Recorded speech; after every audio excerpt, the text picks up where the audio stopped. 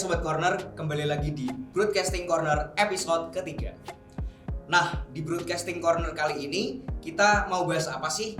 Nah, pasti banyak di antara kalian yang pengen beli kamera tapi belum tahu fitur-fitur dan juga tombol-tombol yang ada di kamera itu.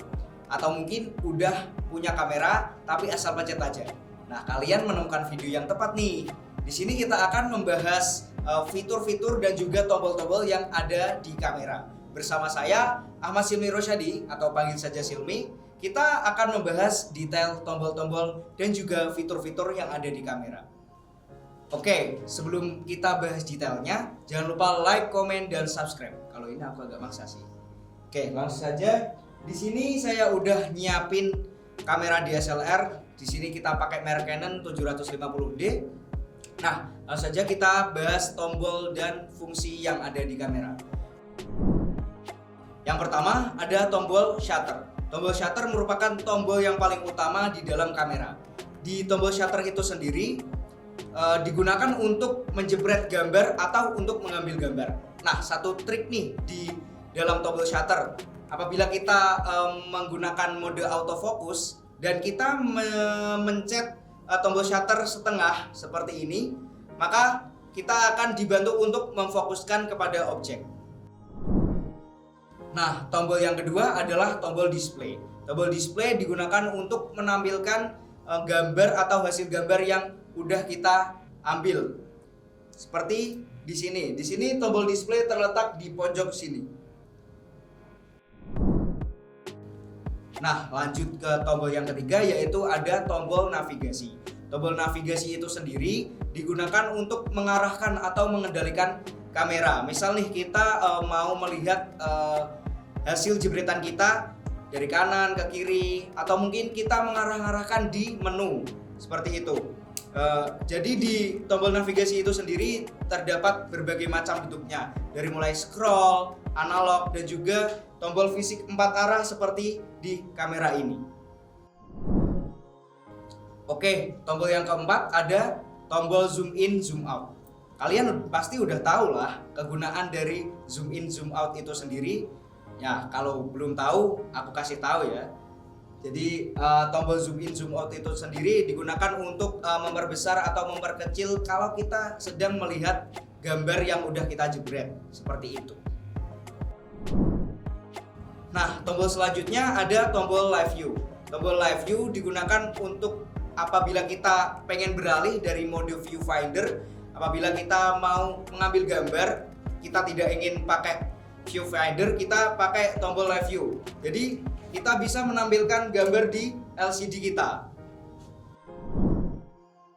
Oke, selanjutnya ada tombol menu dan juga tombol info. Di dalam tombol menu itu sendiri digunakan untuk pengaturan atau setting. Misal kita mau menyeting kecerahan LCD, kita mau menyeting warna, kita mau menyeting semuanya lah. Dan juga ada tombol info. Di dalam tombol info itu sendiri kita bisa melihat histogram dari gambar, kita bisa melihat seberapa besar tingkat ISO, dan juga aperture, dan juga lain-lain. Oke, selanjutnya ada tombol AV. Tombol AV itu sendiri digunakan untuk mengatur tingkat diafragma atau aperture dari kamera. Nah, biasanya di kamera ini contohnya dipencet aja tombol AV-nya, lalu kita scroll menggunakan scroll yang ada di belakang tombol shutter untuk mengatur aperture-nya. Oke, selanjutnya ada tombol FN atau key. Kalau di kamera Canon ini sendiri kita menggunakan tombol key. Nah, tombol key itu sendiri di kamera ini digunakan untuk mengakses semua menu yang ada di LCD. Misal di sini ada aperture, kita bisa mengatur aperture dari sini, lalu shutter speed, lalu ada white balance, dan juga lain-lain. Oke, itu tadi adalah tombol-tombol dan juga fungsi-fungsi yang ada di kamera. Nah, kalian kan udah tahu nih tombol-tombol dan juga fungsi-fungsi yang ada di kamera. Nah, kurang afdol nih kalau kalian nggak mengetahui triangle exposure atau segitiga exposure. Triangle exposure itu sendiri merupakan teknik dasar dari pengambilan gambar, yaitu ada ISO, ada aperture, dan juga ada shutter speed. Nah, kita langsung saja bahas detailnya. Nah, yang pertama ada ISO. ISO merupakan level kepekaan masuknya cahaya di dalam kamera. Nah, biasanya nih semakin besar angka ISO-nya, maka gambar akan semakin noise. Loh kok bisa? Nah, karena kalau kita semakin kecil angka ISO-nya, maka gambar akan semakin gelap atau gelap, dan kalau angka ISO semakin besar, maka bukaan atau kepekaan cahaya yang masuk juga akan lebih besar. Tapi kita punya efek samping yaitu noise tadi atau kesemutan. Hal itu sangat-sangat dihindari oleh banyak sekali fotografer karena menurut mereka hal itu kurang sempurna. Dan fotografer apabila menemukan hal yang gelap, tempat yang kurang cahaya maksudnya, mereka menggunakan extension yaitu lighting atau tambahan lighting atau pencahayaan. Nah, selanjutnya ada shutter speed. Shutter speed merupakan kecepatan kamera dalam menangkap sebuah gambar. Nah, biasanya shutter speed semakin kecil angkanya, maka gambar akan semakin motion atau gerak. Kalau shutter speed semakin besar angkanya, maka gambar akan semakin freeze. Contohnya seperti kalau kita mau menangkap gambar motion seperti light painting, itu menggunakan shutter speed dengan angka rendah, biasanya 0, sih. Nah, efek sampingnya kalau shutter speed angkanya semakin kecil, maka gambar akan semakin cerah atau cahaya yang masuk akan semakin besar, dan kalau shutter speed dengan angka yang tinggi, maka gambar akan semakin gelap.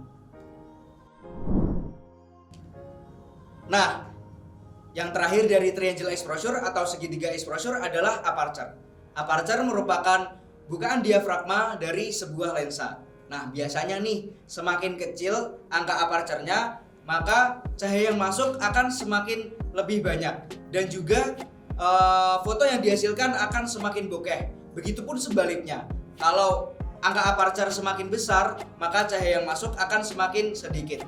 Biasanya angka aperture yang rendah atau yang kecil digunakan untuk foto model, dan juga kalau aperture yang angkanya lebih besar digunakan untuk foto landscape seperti itu. Nah, itu tadi merupakan pembahasan dari tombol-tombol dan juga fungsi-fungsi yang ada di kamera, dan tadi juga ada tambahan tentang triangle exposure atau segitiga exposure atau teknik dasar pengambilan kamera. Semoga konten ini bermanfaat. See you and goodbye.